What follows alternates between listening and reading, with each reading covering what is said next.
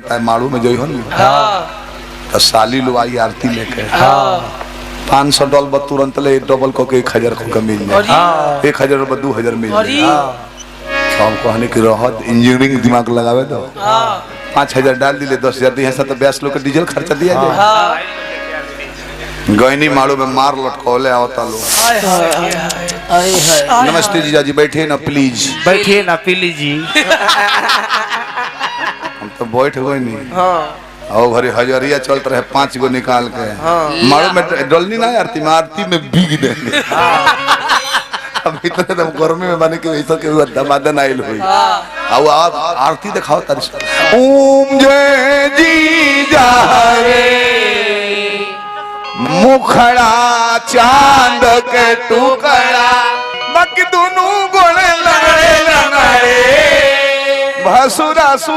सुदर्शन छुछूनर खाके माड़वे में पेट झरे ओम जय जू जा रे। हम जन्ने की 5000 डॉलर बने 10000 मिली 2 रात बज गई सिंदूरदान ले हो गई हमारा टेंशन बढ़ जाता बिलख बिलख सास करता की कहीं ये उससे याद पड़ जाओ कोनो ना पूछल ना जे छुटल फटको बजा के खाना खा ले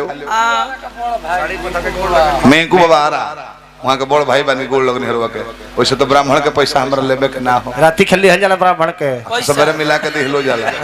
बाबा के गोल ने कि बाबा का पैसा हम खर्चा ना करिले का करिले अलगा बगली में धरी ले बैंक में जमा कर दिले आ सूद मिले तो उड़ाई ले मूलधन बनौले रहिले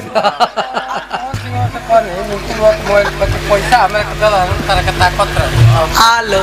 अच्छा बाबा गोल लगने हो जाई जब पैसा रवा सब देता नहीं अगर गलती से केहू का नाम गलती बोला जा तो खिसियाए के नहीं खे फिर दोबारा पैसा दे के अपन नाम सुधार करा लेबे पर 3 बजे तक बस जन्नी अब जाने की हमार दिमाग एकदम टेंशन में हो गई विदाई खाती गाड़ी में बढ़ गई दुल्हन बढ़ गई तो मौगी कहते कि अम्मा जी रो तरी हम जाए चुप करा दी तो हमू खींच के बर ले जाए कहने की मम्मी जी मम्मी चुप रहे